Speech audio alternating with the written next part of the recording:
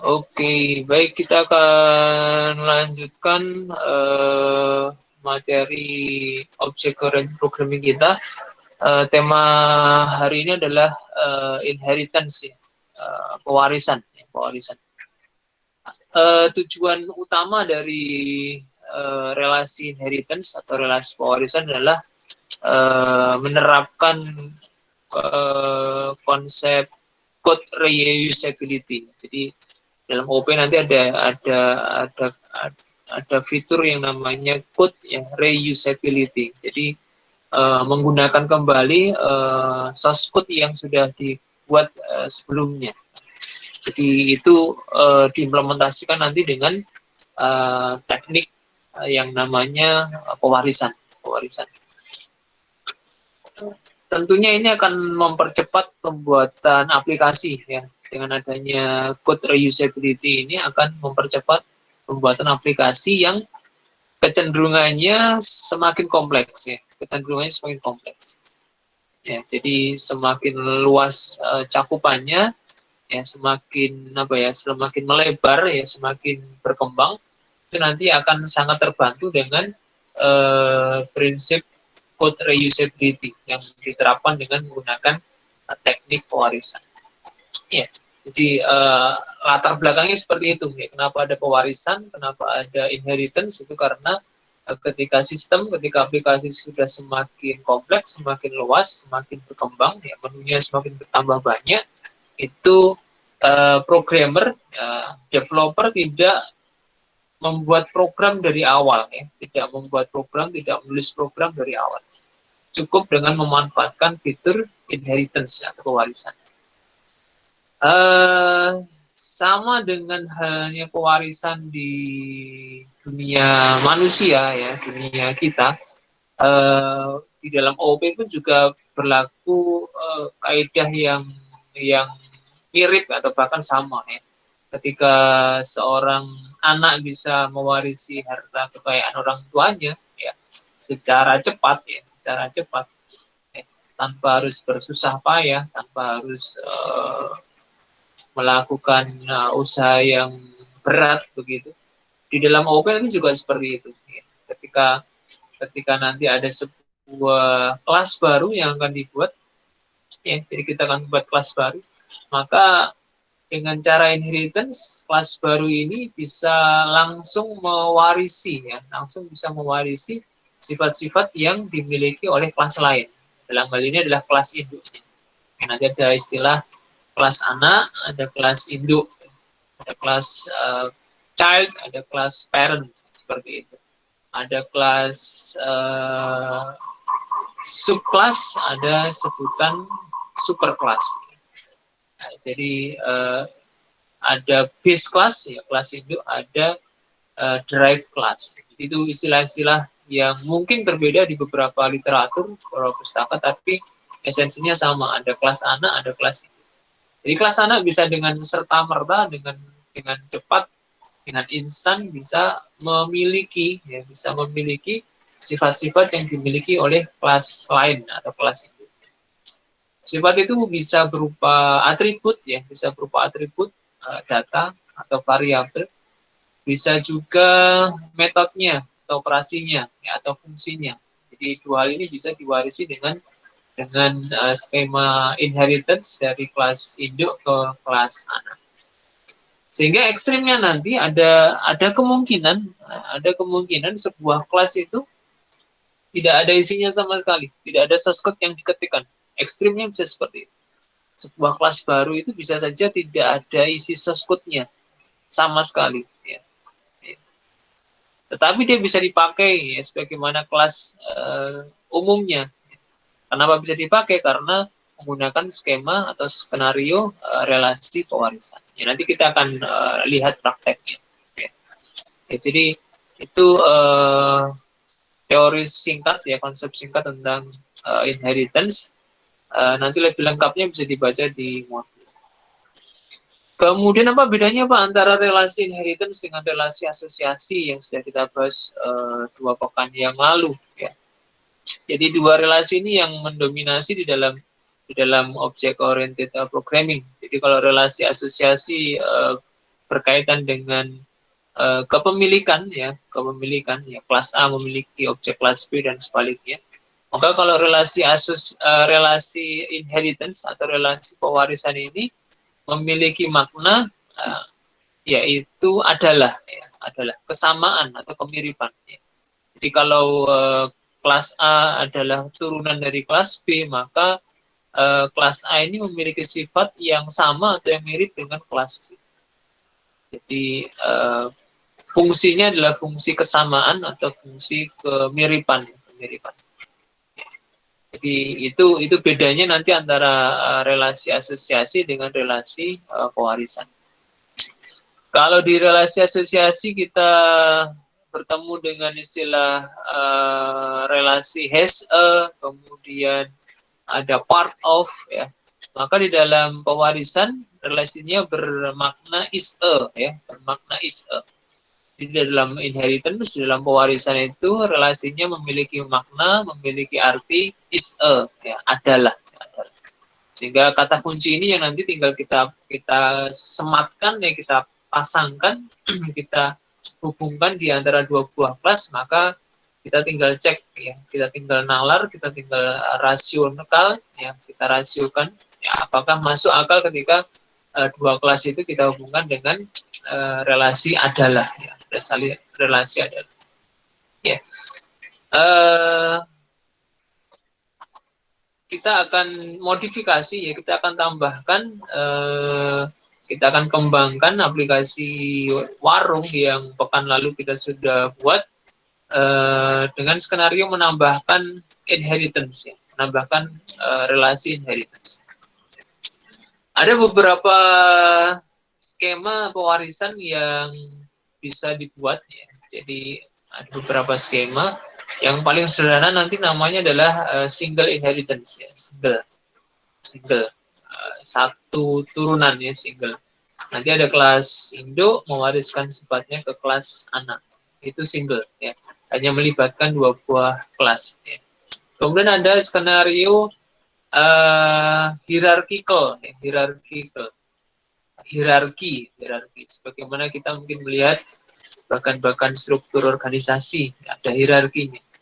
Maka kalau hierarchical inheritance itu ada satu induk, dia bisa mewariskan sifatnya ke lebih dari satu kelas anak.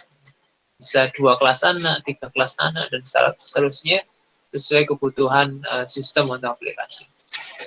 Kemudian yang ketiga ada skema multi-level. Multi-level inheritance ini adalah gabungan dari single inheritance yang bersusun, ya.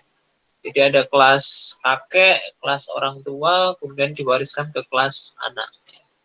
Ya. 3 level atau lebih, ya, atau lebih. Itu skenario skema multi-level inheritance. Kemudian yang terakhir hybrid inheritance.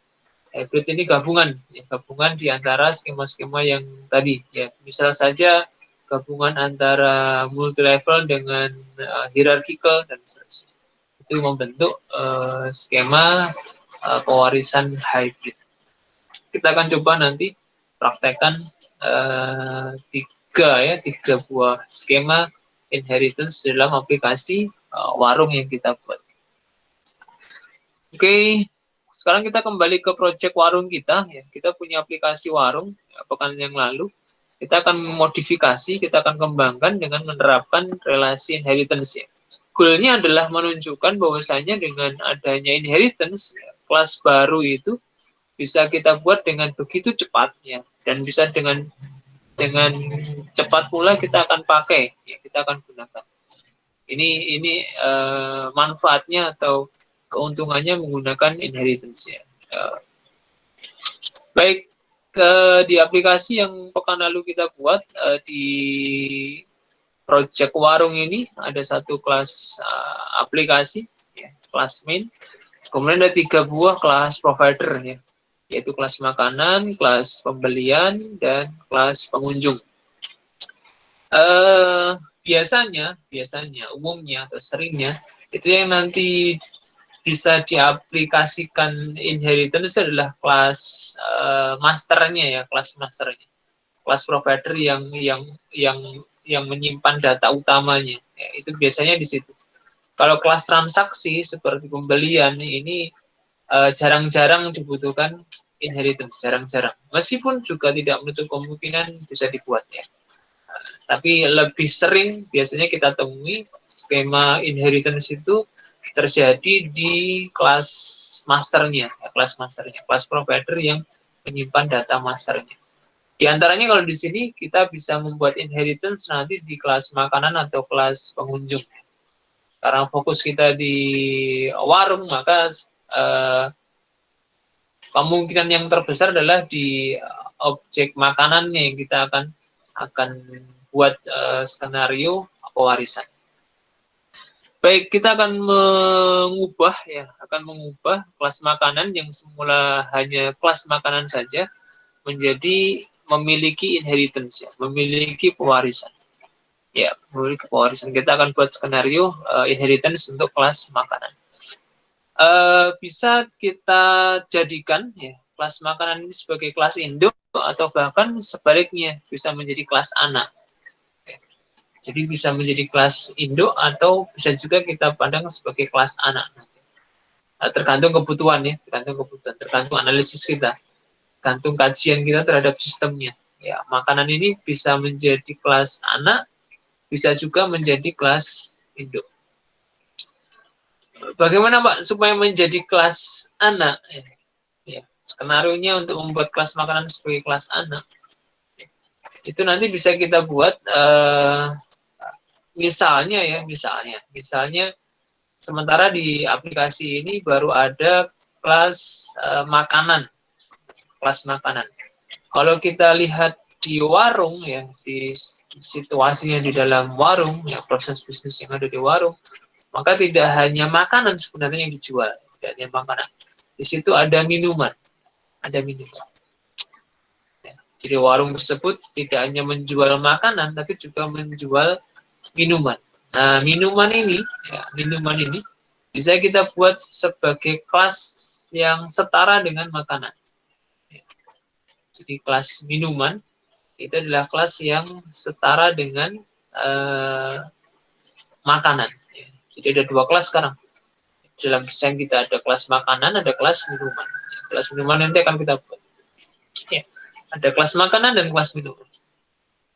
Kalau skenario-nya seperti itu, maka kita tinggal identifikasi ya. Sifat-sifat yang sama antara kelas makanan dan kelas minuman itu apa saja? Sifat-sifat yang sama. Ya. Sifat-sifat yang sama apa? Ya, sifat-sifat yang sama itu nanti kita jadikan sebagai kelas induk dari dua kelas tersebut. Kita tarik ke atas ya. Kita buat kelas induk baru di atas yang nanti akan mewariskan sifatnya ke kelas makanan dan kelas minuman. Dengan catatan kelas induk ini memiliki atribut ya, memiliki metode operasi yang sama yang dipakai nanti di kelas makanan dan juga di kelas minuman. Oke, kita identifikasi ya kelas makanan di sini. Dia memiliki atribut nama, harga, kemudian ada konstruktornya, kemudian ada metode getternya. Ya. Oke, kita bisa buat ya kelas induk yang memiliki semuanya ini. Ya.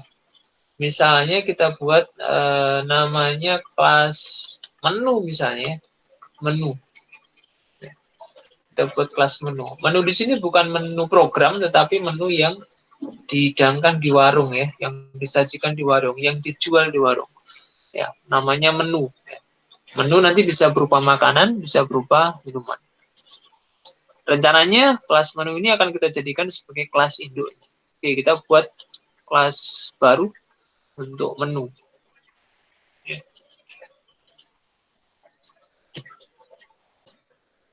Menu yang dijual gitu ya, menu yang dijual oleh warung, bukan menu tampilan untuk aplikasi program.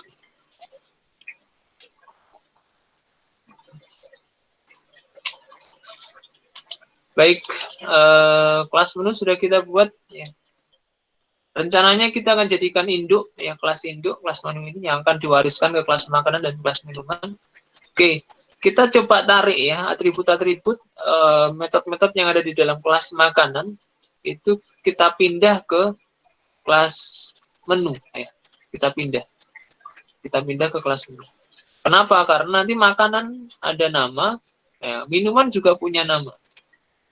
Makanan punya atribut nama, minuman juga punya atribut nama. Makanan punya atribut harga, minuman juga punya atribut harga. Jadi ada kesamaan di sini. Ya.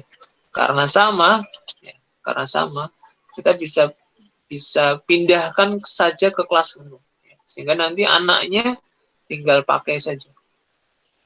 Oke, kita pindahkan, ya, kita atribut-atribut tersebut. Error biasa, biarkan saja, nggak apa-apa. Kita pindahkan di sini. Ya. Dalam kelas menu ada nama dan harga. Getternya kita pindah sekalian. Ya, ini karena satu paket. Ya. Kita pindah getternya, kita letakkan di kelas menu. Ya, jadi mengikuti atributnya. Oke. Ya. Kemudian konstruktornya, kita pindah, ya. Kita pindah di sini isinya. Apa isinya saja, karena kelas makanan juga butuh konstruktor nanti. Jadi isinya aja kita pindah, kita buat konstruktor untuk kelas menu. Kita buat konstruktor untuk kelas. Oke, kita lengkapi argumennya. String n, kemudian double h. Ya, objeknya kita ganti teksnya menjadi objek menu. Dibuat. Baik, ini isi dari kelas menu yang rencananya akan menjadi induk, menjadi kelas induk dari kelas makanan, dan nanti kita akan buat kelas minuman.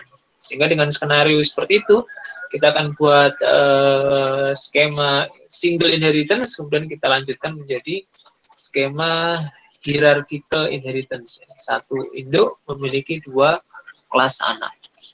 Jadi kita kembali ke kelas makanan. Ya. Kelas makanan sekarang isinya kosong seperti ini ya, hanya punya konstruktor.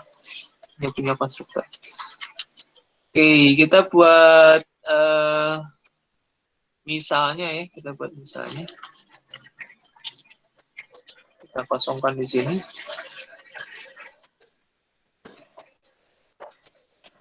Objek makanan dibuat. Oke, baik. Misalnya kita ganti dulu konstruktornya kelas makanan.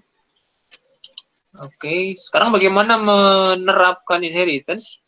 Kita gunakan perintah extends. Ya. Jadi setelah nama kelas ya, nama kelas anak, itu kita tambahkan kata kunci extends. Ya. Jadi public kelas makanan itu kemudian kita tambahkan kata kunci extend, kemudian dilanjutkan dengan nama kelas induknya. Mau diwariskan dari kelas apa? Kita akan mewariskan dari kelas menu. Extend C menu. Ya, jadi ini caranya membuat skenario pewarisan. Ya, pewarisan. Jadi menggunakan kata kunci extends. Kemudian disambung dengan kelas induknya. Ada pesan kesalahan di sini untuk konstruktor C makanan. Ya. Message-nya, pesannya cannot be applied to given types. Tidak bisa diterapkan untuk tipe-tipe yang diberikan. Required, dibutuhkan konstruktornya string dan double. Kemudian found no arguments. Jadi dibutuhkan dua argumen, yaitu string dan double, tetapi yang ada itu kosong. Ya. Jadi konstruktornya kosong. Ya. Lupa, kok required-nya string dan double? Ya. Dari mana? Ya. Ya. Dari mana kok harus dipaksa string dan double? Jadi ketika menggunakan extends pewarisan, maka anak ya, kelas anak itu harus berbakti kepada orang tuanya ya.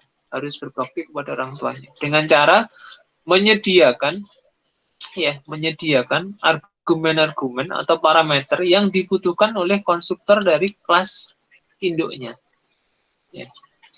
Jadi problemnya di situ. Kita lihat di kelas menu itu ada konstruktor, ya, membutuhkan dua argumen, ya, string dan double.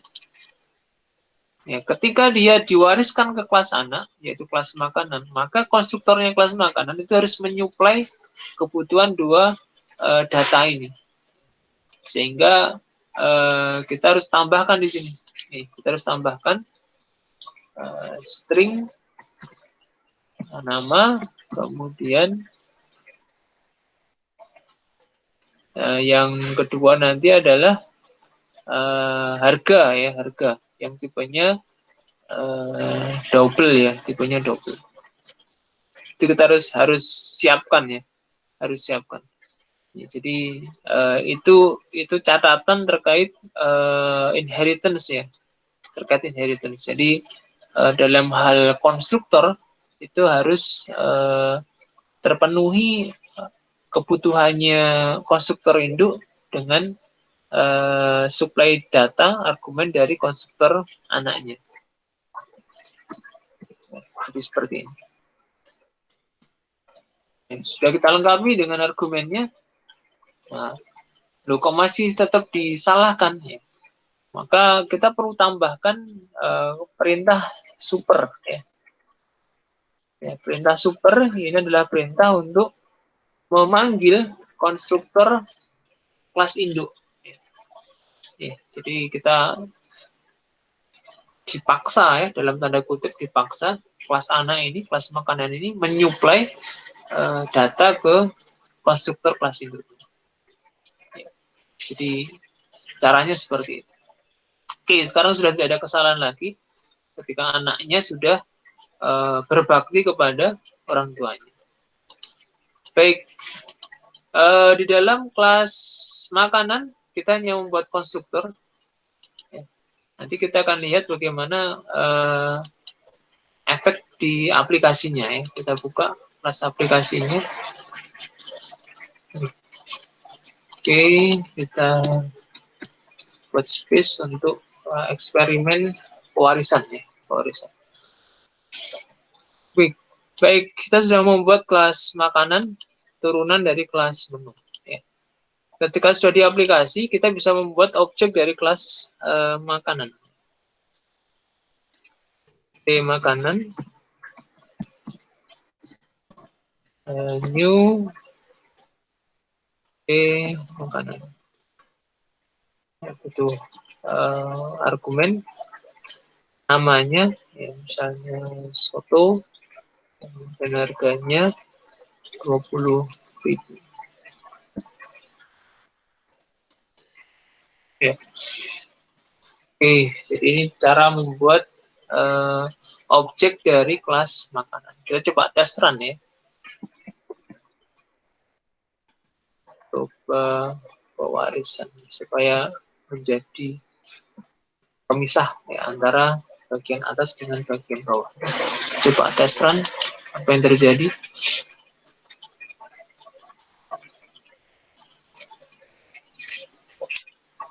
Ya, ini limiternya.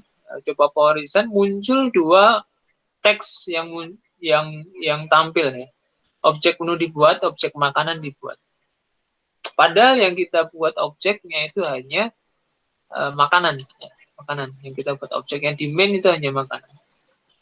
Loh, kenapa objek menu juga dieksekusi, Pak? Ya, kenapa objek menu juga dipanggil di sini? Itu disebabkan karena menggunakan skenario pewarisan. Sehingga ketika makanan di-create, ya, dia akan memanggil ini super, ya, konstruktor dari kelas induk ini. Di sini dipanggil konstruktornya sehingga muncul objek menu dibuat. Baik, itu efeknya seperti itu. Ya, dengan pewarisan konstruktornya jalannya seperti itu. Ya, mana yang dikerjakan duluan? Yang dikerjakan duluan adalah konstruktor dari kelas induknya. Kemudian kita coba modifikasi lagi. Oke. Apa yang bisa dilakukan dengan objek kelas makanan ini. Kita akan panggil, ya. Dia bisa memanggil metode yang dimiliki kelas induknya. Ada get harga dan get nama. Ya. Dia bisa memanggil metode yang dimiliki oleh kelas induknya. Misalnya kita buat shout nama makanan.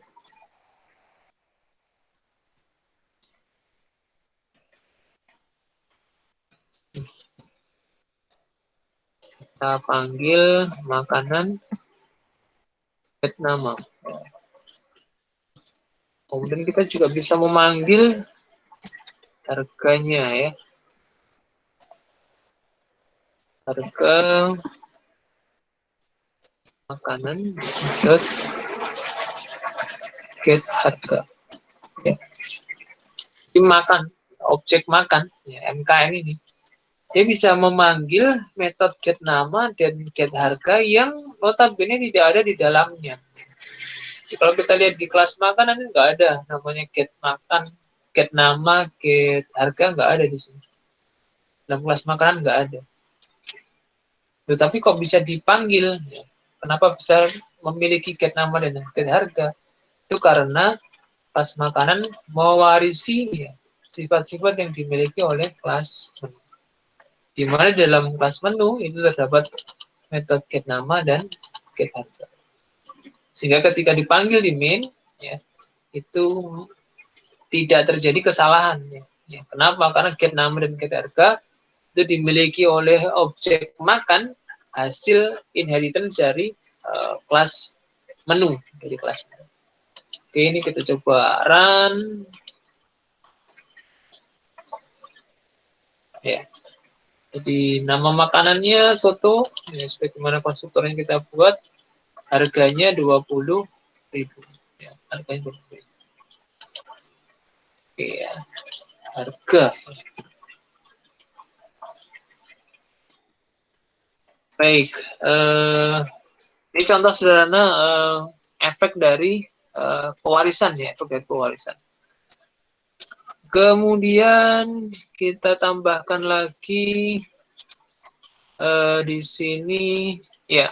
Nanti di dalam OOB, ya, dalam OOB bahasa Java itu ada visibility modifier khusus yang berkaitan dengan inheritance, ya. Namanya protected, ya, namanya protected. Jadi kalau biasanya kita membuat public, membuat private, itu nanti kita akan kenalkan dengan identifier visibility modifier yang namanya protected. Ya, protected. Efeknya seperti apa nanti kita coba cek, ya. Jadi kalau private seperti ini, jadi nama, harga private, dan seharusnya memang private, dibiasakan untuk private, dia tidak akan dapat terlihat di kelas anaknya, ya. Tidak akan terlihat di kelas anaknya, tidak bisa diakses di kelas anaknya. Di kelas makanan ini, dia tidak punya akses untuk atribut yang sifatnya private. Misalnya di sini kita buat harga, misalnya kita isi dengan 1.000, ya. Ini tidak akan terjadi kesalahan. Coba katanya mewarisi, ya, ternyata tidak semuanya bisa terwariskan ke kelas anak. Tidak semua sifat bisa terwariskan kepada kelas anak dari kelas itu. Salah satunya di sini buktinya, harga has private access di kelas. Artinya apa? Artinya atribut atau metode yang sifatnya private itu tidak bisa diwariskan ke kelas anak. Tidak bisa diwariskan ke kelas anak. Kalau publik otomatis, ya. Jadi kalau publik dia akan terwariskan. Tapi kalau private tidak akan terwariskan ke kelas anak. Ada rahasia, ada yang sifatnya rahasia sehingga tidak bisa terwariskan ke kelas anaknya. Apakah ini menjadi masalah? Ya tidak sebenarnya. Tidak menjadi masalah sebenarnya. Kenapa? Karena kalau kita ingin mengakses data tersebut, kita biasakan melalui metodenya. Ya. Melalui metodenya. Jadi tidak ada masalah sebenarnya kalau kita tidak bisa mengakses data yang sifatnya private, itu tidak masalah. Kenapa? Karena kita akan akses melalui metodenya, Ya.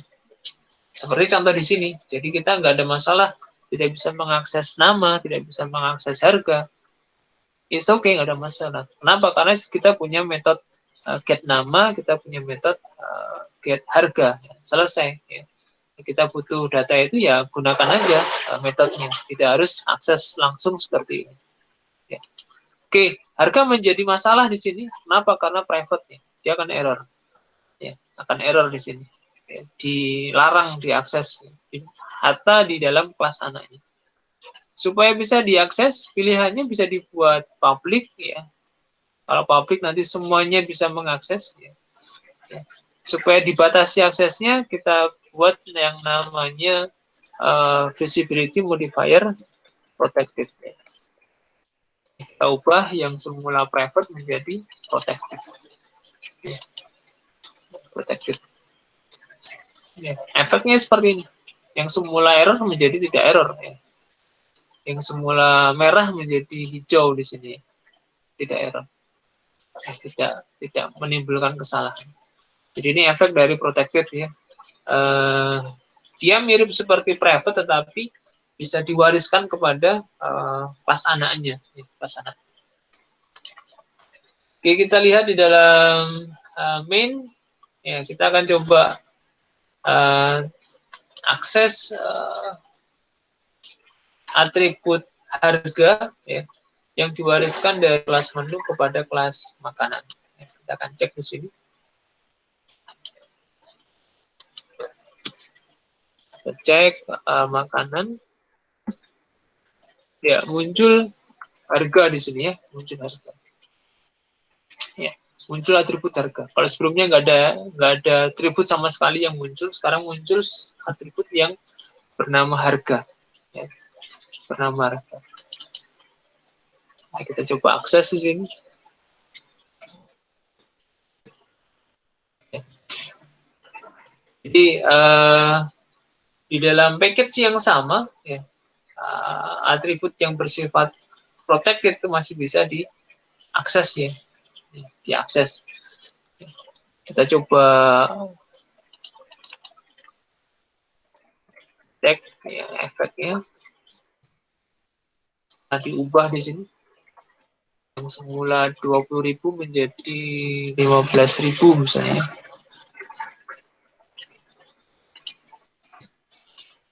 Oke, kita coba run, bagaimana efeknya. Ya.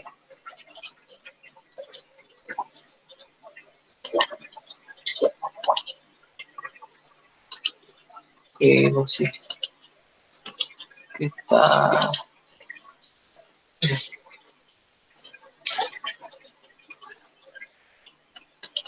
coba kok harganya 1.000.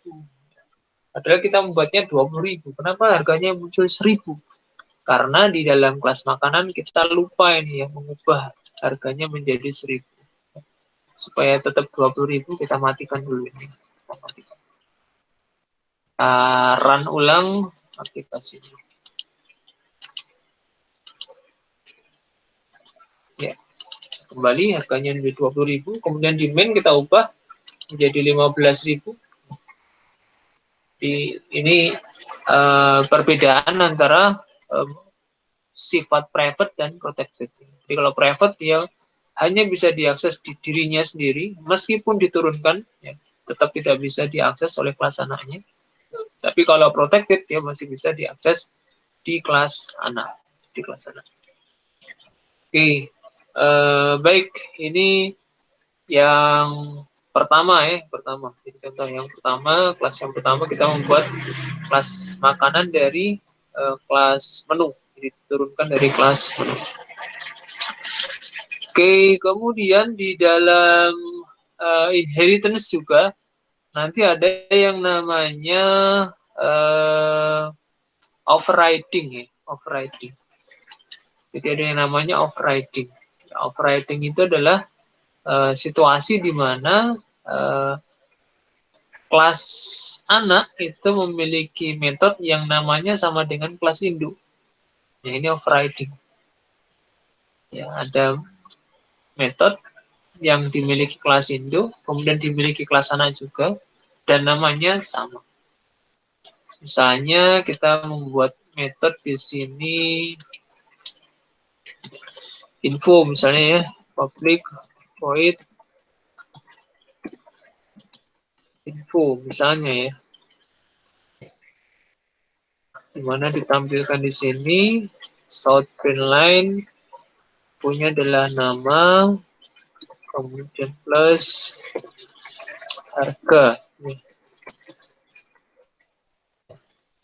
Misalnya seperti ini. Ini di kelas induk ya, kelas induk. Tambahkan kata induk ya. Oke, nanti tahu bedanya.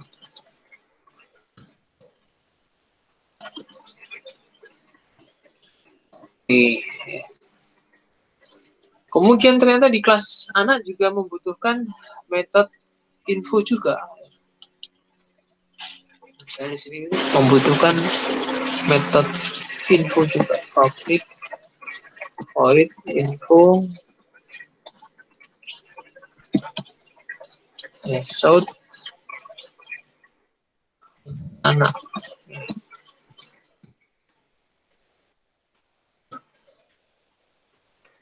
Terus ya, misalnya di sini ada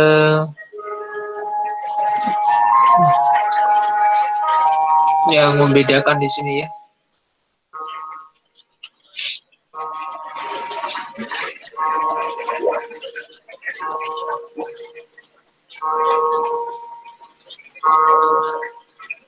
Kita buat teksnya info di anak. Oke, jadi ada situasi, ada kondisi yang bisa jadi seperti ini. Di kelas induk sudah ada metode info, di kelas anak ternyata juga ada metode yang sama namanya. Ya, sehingga problemnya nanti ketika dipanggil di aplikasi itu yang running yang mana? Apakah infonya miliknya kelas induk ataukah infonya milik kelas anak? Ya. NetBeans biasanya langsung memberikan pesan seperti ini ya. Ada override annotation. Jadi dia sudah mendeteksi kalau terjadi overriding. Kemudian disarankan untuk menambahkan tanda override annotation. Sehingga nanti kalau aplikasi kita semakin banyak, itu akan memudahkan identifikasi overriding. Kita bisa klik di sini, kita bisa tambahkan override annotation. Jadi simbolnya seperti ini. Simbolnya nanti hijau ya, simbolnya nanti warna hijau. Oke, jadi terus yang muncul bulatan seperti ini keterangan bahwasanya metode info di override oleh kelas anak. Ya. Oke, ini overriding. Jadi ketika kelas anak memiliki metode yang namanya sama dengan metode yang dimiliki oleh kelas induk. Nah, sehingga kalau logikanya kalau ini dilakukan pewarisan, mestinya di dalam kelas anak ada dua metode info mestinya. Satunya milik dia sendiri, satunya dari hasil pewarisan. Nah, ketika dipanggil nanti metode info yang running yang mana? Problemnya di situ nanti. Yang running yang mana? Apakah metode infonya kelas induk ataukah metode infonya kelas anak? Kita coba tes nanti di sini.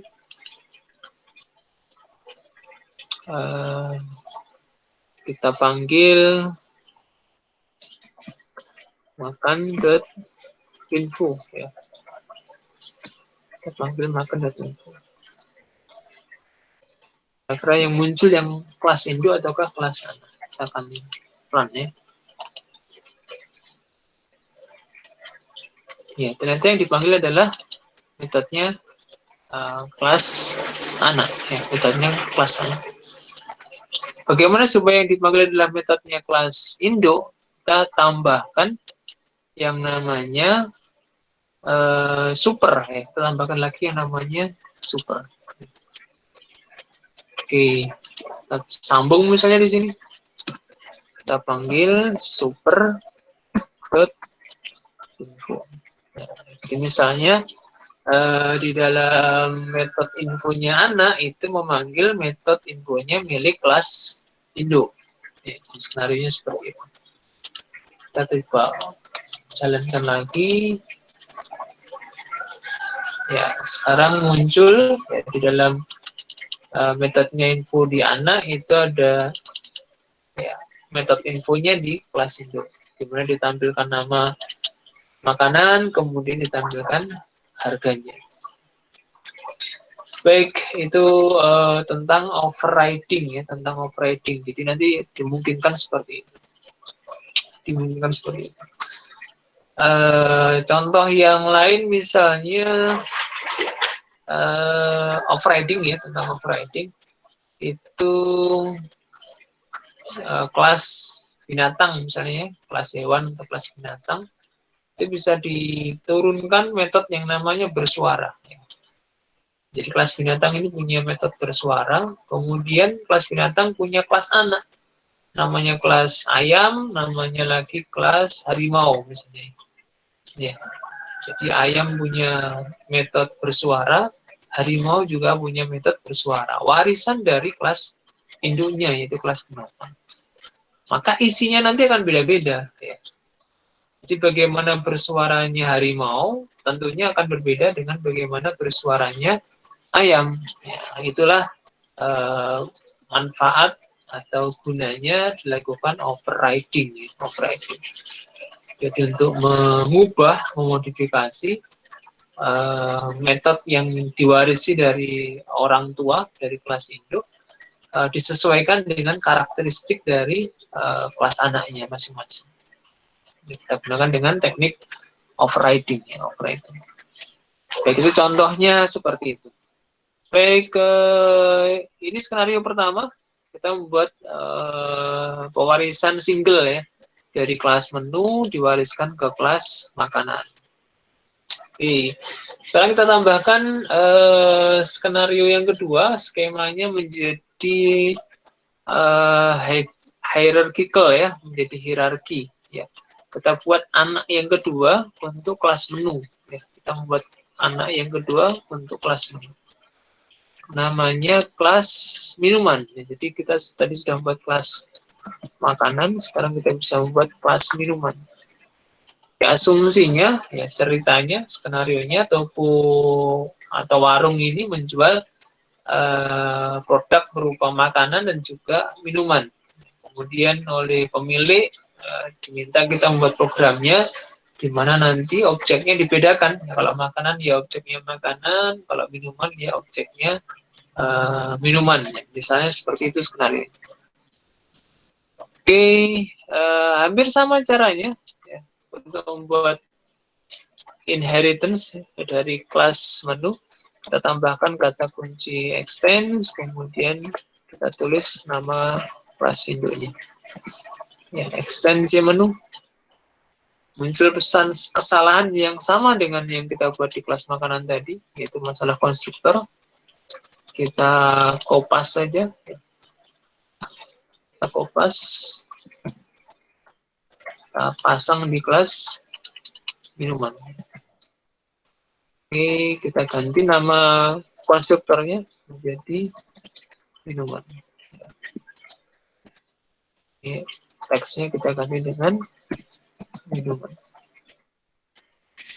Ya, jadi ini kita membuat kelas baru, ya kelas minuman sebagai pewarisan dari kelas menu.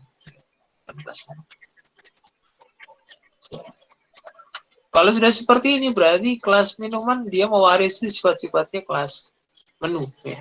Sehingga bisa langsung kita pakai di main, ya. Bisa kita langsung pakai di main. Kita misalnya coba di aplikasi kelas aplikasinya, kita coba buat di sini misalnya objeknya C minuman, ya. C minuman, namanya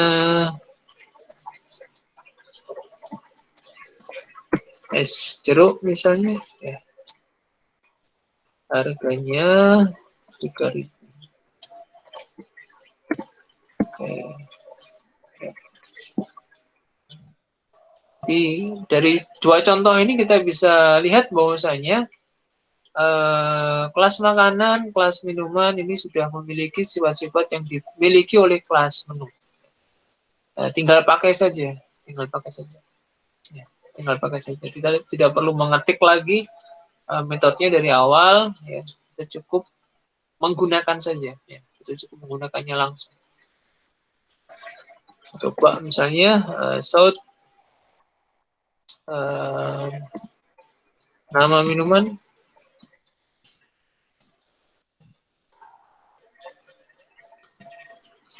kita panggil minum dot get nama.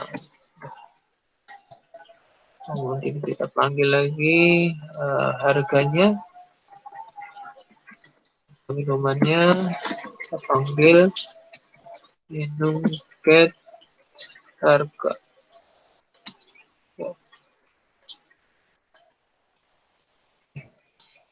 Restoran ya,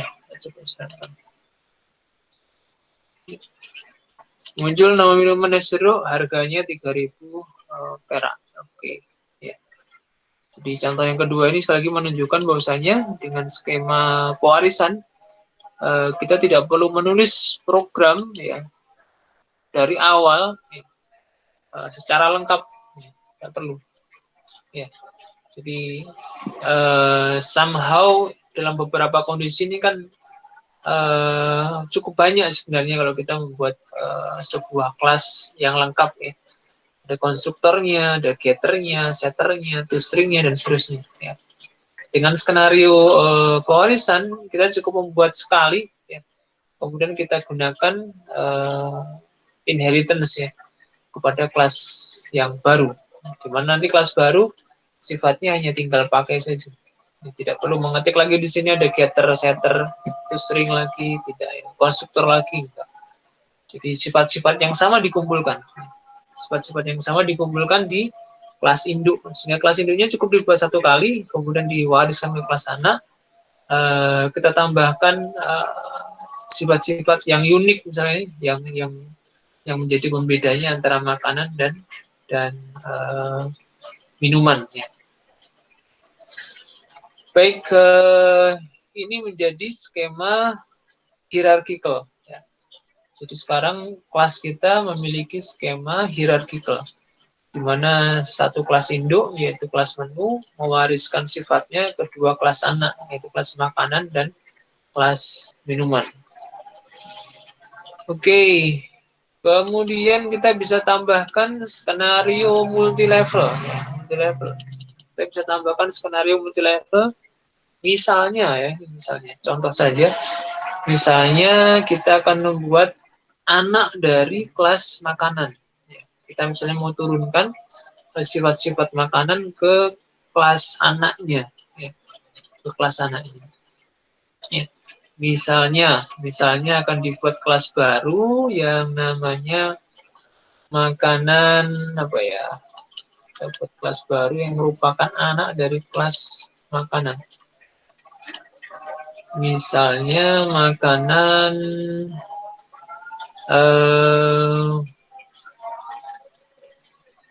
makanan ada makanan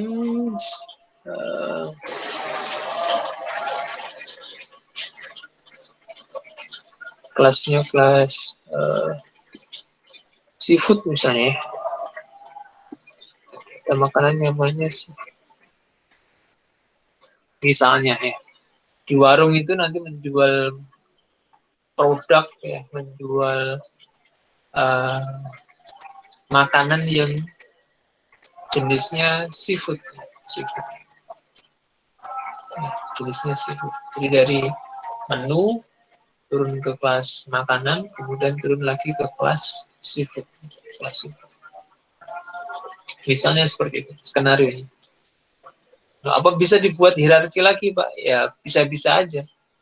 Misalnya di sampingnya kelas seafood nanti ada kelas makanan Sunda, misalnya kelas makanan Jawa, ya, atau dibuat kelas makanan tradisional, ya, atau dibuat kelas makanan uh, kuliner Asia dan sebagainya, fast food dan sebagainya.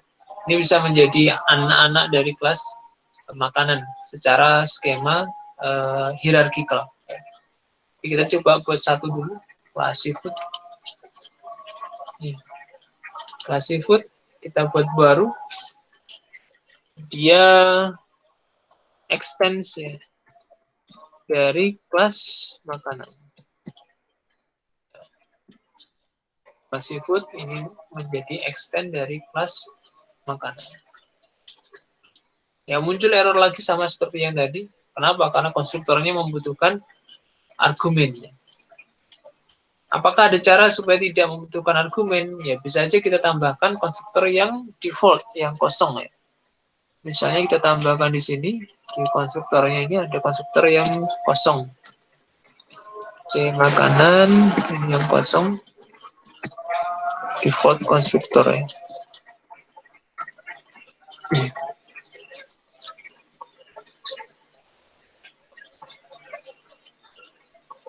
Default konstruktor. Ini untuk mengantisipasi supaya tidak membutuhkan argumen. Ya. Dan harus semuanya, ya. Jadi sampai ke kakeknya, ya. Jadi tidak hanya di orang tuanya, tapi juga di kakeknya harus dibuat default konstruktor. Di menu kita tambahkan konstruktor yang tanpa argumen.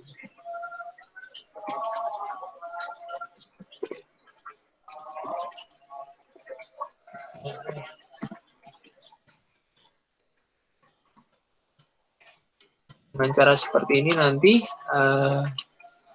tidak membutuhkan argumen ya parameter untuk konstruktor. Jadi ada dua pilihan, mau yang default atau mau yang parameterize. Yang di seafood ya, akan buat ya, bagian seperti ini. Jadi nanti yang di seafood sudah nggak ada errornya lagi. Kenapa? Karena ada konstruktor yang default yang kosong. Ekstrimnya seperti ini. Sebuah kelas bisa saja nggak ada isinya, nggak ada isinya sama sekali. Dia hanya menggunakan extend. Dia hanya menggunakan extend. Itu bisa seperti itu. Bisa seperti itu. Oke, kita akan coba tes running untuk objek dari kelas seafood di aplikasi. Kita akan coba running kelas seafood. C seafood.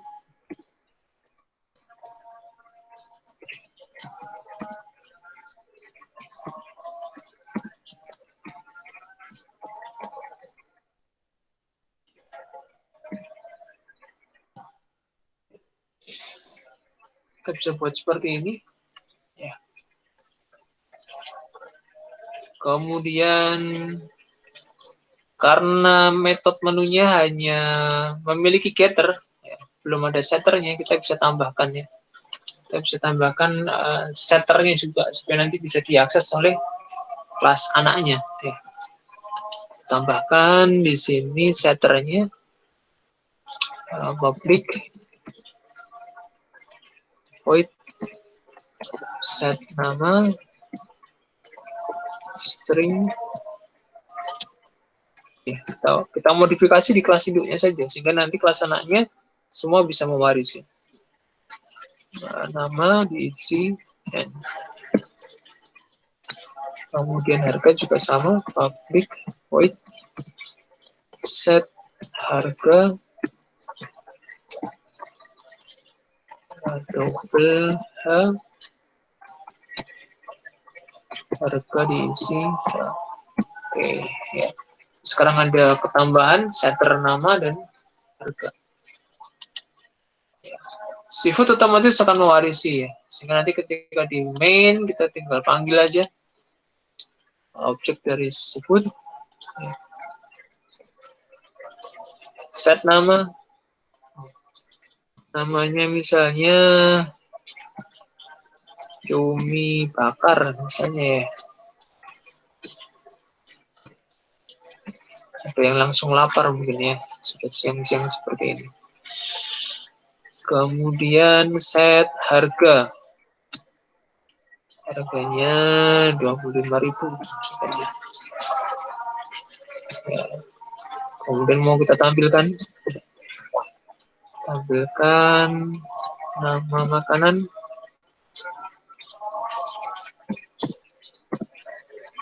Kita panggil objek seafood, kita akses get nama. Oke, kemudian kita tampilkan juga harganya.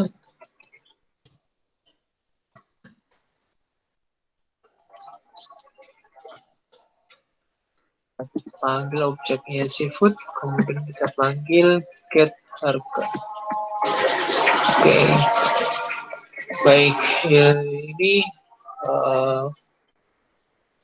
objek dari kelas seafood, hasil dari skema multi-level inheritance, dari kelas menu, kelas makanan ke kelas seafood. Oke, kita coba tes run. Ya, muncul default konstruktornya dieksekusi ya, milik kelas kakeknya ya, kelas kakeknya. Kemudian default konstruktor kelas orang tuanya ya. Kemudian ditampilkan isi data seafoodnya, yaitu nama cumi bakar, kemudian harganya 25.000. Oke ya. Baik, jadi ini contoh skenario multi level ya, multi level. Sehingga dengan adanya multi level ini desain skema inheritance kita menjadi hybrid ya, menjadi hybrid.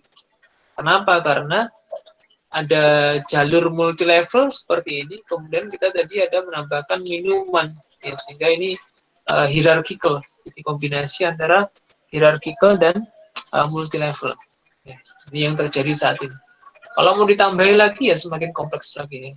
Seandainya nanti ada fast food, ada makanan tradisional, ada makanan Jepang misalnya, ada makanan Korea, makanan Sunda dan seterusnya, maka ini menjadi hierarkikal lagi. Jadi ada gabungan banyak hal ya, multi levelnya dapat, hierarkikalnya juga dapat.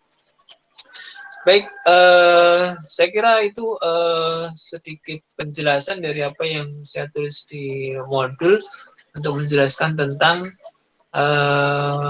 pewarisan ya, pewarisan. Sehingga dari tiga contoh ini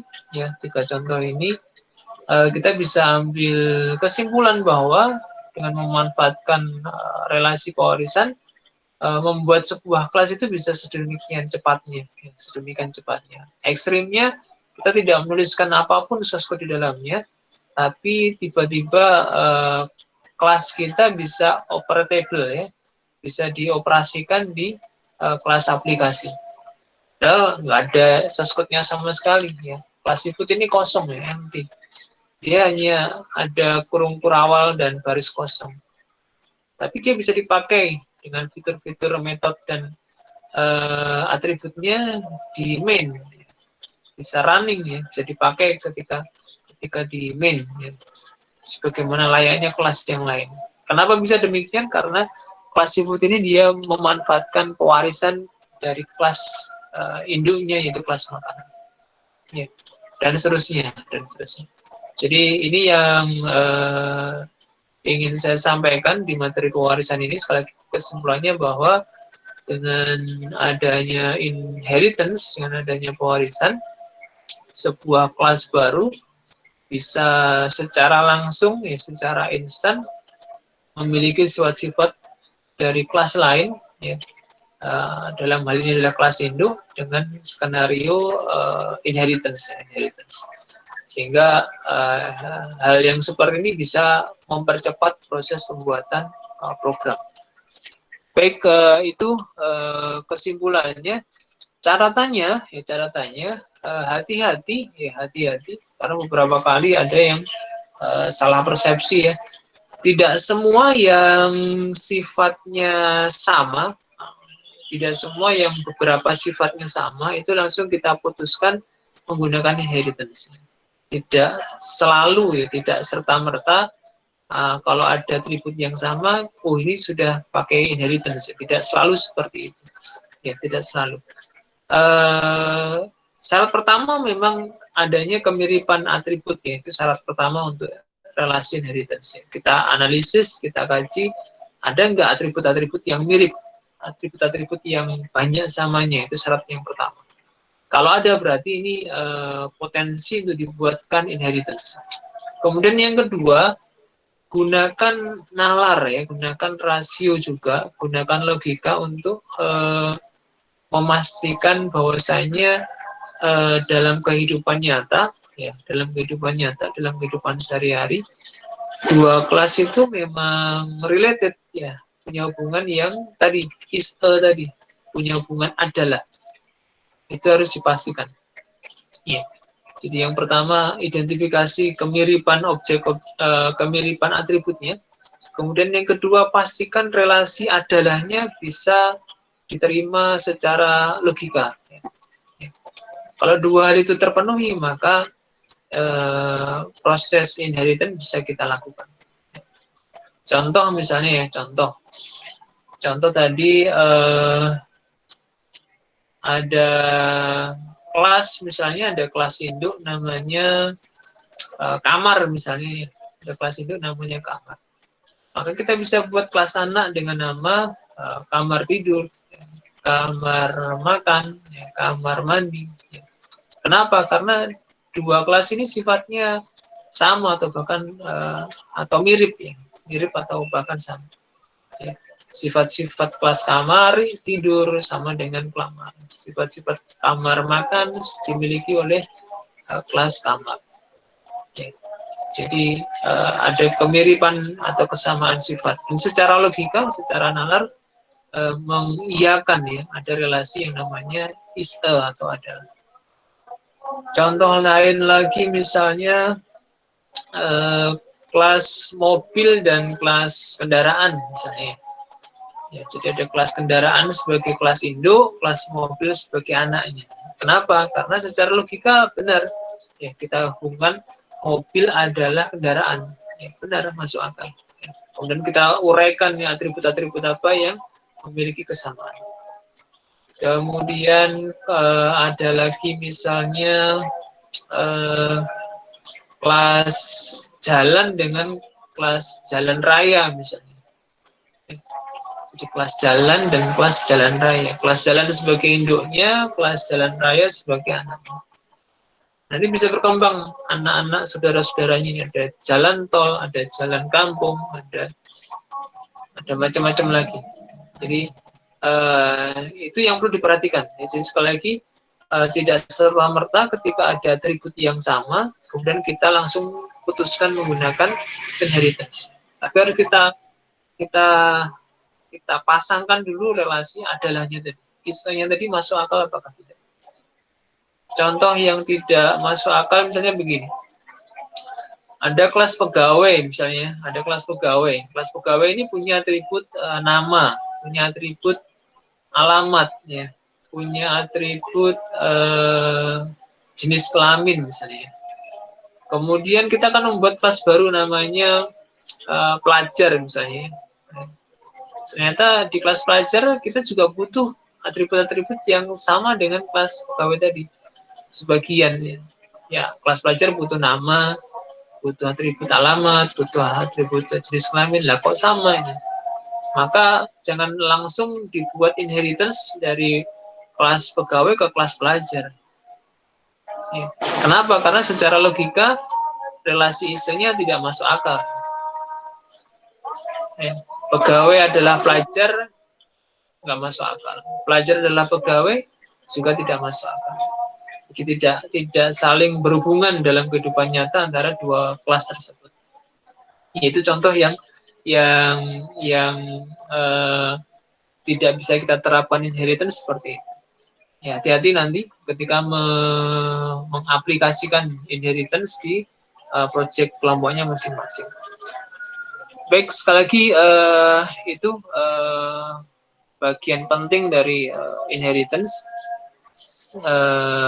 Prinsipnya dengan menggunakan pewarisan, dengan menggunakan inheritance, kita bisa reuse gitu ya. Kita bisa reusability source code yang sudah kita buat sebelumnya. Di kelas-kelas yang sudah kita buat itu bisa kita reuse, kita gunakan ulang untuk membentuk kelas-kelas baru. Ya, sehingga dengan cara demikian program yang kita buat bisa lebih cepat ya, bisa lebih cepat. Mungkin itu materi yang bisa saya sampaikan untuk hari ini. Silakan nanti kalau ada yang kurang jelas bisa ditanyakan ya. Jadi di final ini aplikasi yang dikerjakan di kelompok silakan ditambahkan skenario inheritance-nya. Ya, silakan ditambahkan. Paling tidak single inheritance ya, paling tidak. Ya, paling tidak ada single inheritance. Kemudian kalau memang dikaji, dianalisis memungkinkan untuk ada hierarchical, memungkinkan untuk multi level ya silahkan. Tapi paling tidak ada contoh satu buah relasi skenario single inheritance yang bisa ditambahkan di aplikasinya masing-masing. Mungkin itu dulu dari saya. Selanjutnya kita diskusi kalau ada yang mau disampaikan.